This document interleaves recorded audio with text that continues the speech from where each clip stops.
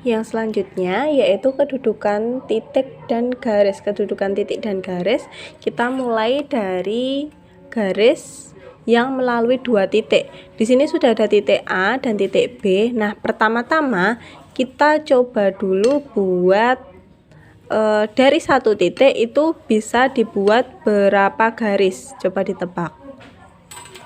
Kita coba ya. Dari satu titik bisa dibuat satu, bisa seperti ini lagi, dua, bisa seperti ini, tiga, bisa seperti ini, 4, bisa lagi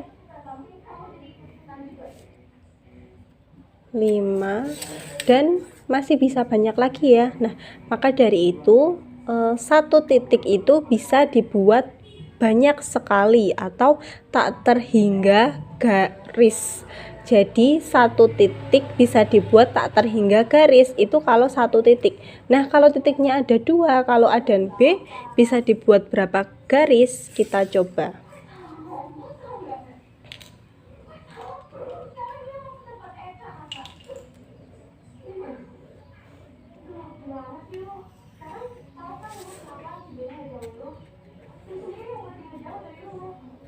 Satu. Masih ada lagi tidak selain garis yang sudah Ustazah buat? Tidak ada lagi ya. Kalau seperti ini tidak bisa karena yang kena hanya di B. Kalau buat seperti ini tidak bisa karena yang kena hanya yang A. Harus kena dua-duanya. Karena harus kena dua-duanya, maka hanya bisa dibuat satu garis. Jadi garis yang melalui dua titik itu adalah satu garis. Diingat, hanya satu garis yang dapat melalui dua titik. Nah, yang selanjutnya yaitu garis yang melalui tiga titik. Ada kasus pertama, jika ketiga titiknya itu segaris, dan ada kasus kedua jika tiga titiknya itu tidak segaris.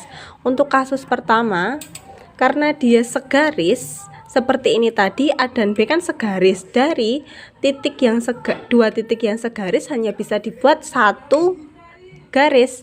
Jadi kalau dari tiga titik yang segaris juga hanya bisa dibuat satu garis saja.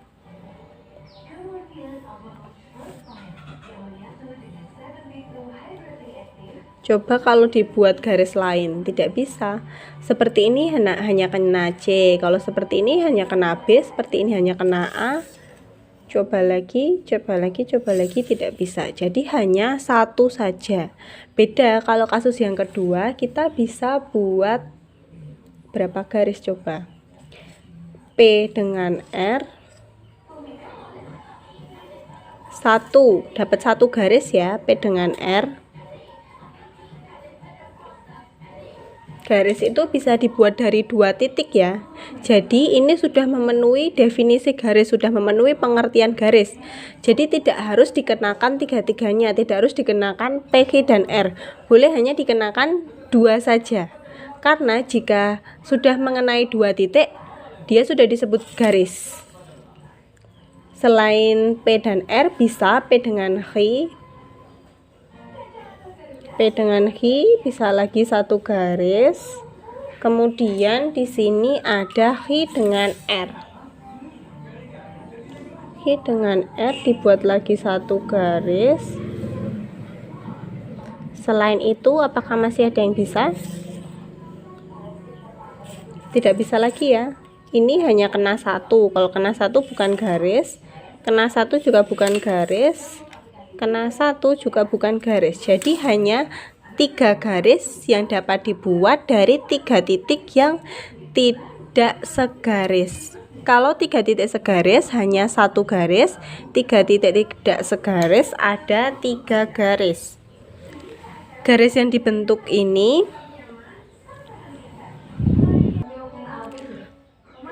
Nah, garis yang ini tadi bisa kita namai dengan, karena dia titiknya ada 3, daripada kita misalkan bimbang mau menulis garis AB, AC atau BC, kita bisa menamainya dengan nama yang lain, tapi menggunakan huruf kecil. Misalkan kita namai dengan nama A kecil ya, atau biar beda, ini kan sudah ABC, kita namai dengan D saja, D kecil. Jadi garis ini adalah garis D. Nah, kalau ini tadi dia kan ada 3 garis, kita bisa tulis garisnya masing-masing yang dibentuk, yaitu PQ, kemudian PR, setelah PR QR. Kalau yang ini tadi garis D.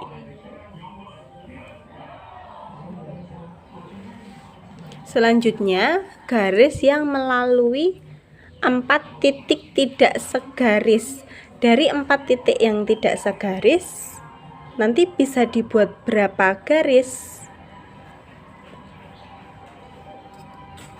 Kita coba ya, ada berapa ya?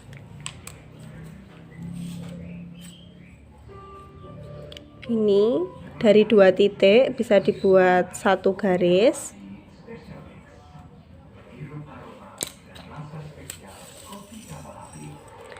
Dari 2 titik lagi bisa dibuat 1 garis.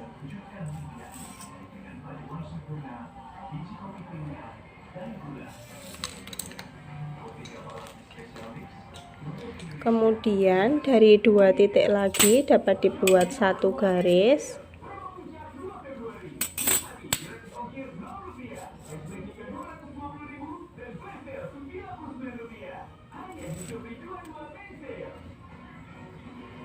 Masih banyak lagi.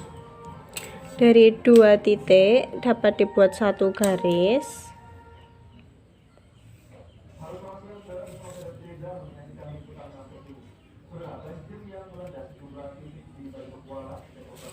Masih ada lagi titiknya ya.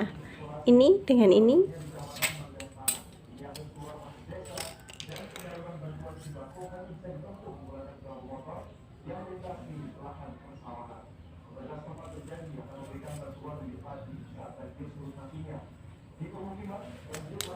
Ada lagi.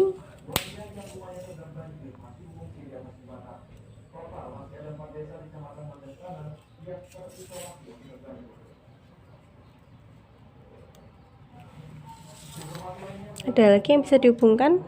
Tidak ada ya. Jadi ada ini dulu, AD, garis AD kita urutkan, kemudian CD. Menulis garis itu dimulai dari huruf yang terkecil ya, biar lebih bagus. CD, kemudian BC,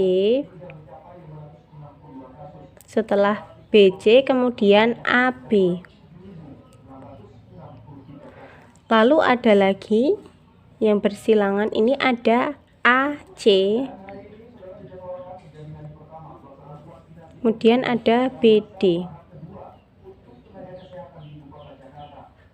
Jadi ada 1, 2, 3, 4, 5, 6 garis yang dibentuk dari 4 titik yang tidak segaris.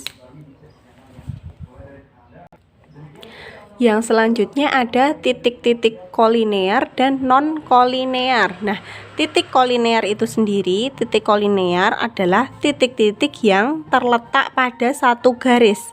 Yang terletak pada 1 garis, berarti yang terletak pada garis ini. Berarti titik apa saja? Ada titik A, ada titik B, ada titik C, D, E, F, dan G. Sedangkan titik-titik non-kolinear adalah titik-titik yang tidak terletak pada 1 garis. Jadi tidak terletak pada 1 garis ini. Kita bisa tulis ada titik I, kemudian ada titik J, Dan ada titik H, IJH. Dia kan tidak terletak pada satu garis ini. Misalkan di sini ditambah lagi, ditambah ada titik K, berarti tambah ada K. K tidak segaris. Ada selain K ada di sini L, atau di sini M.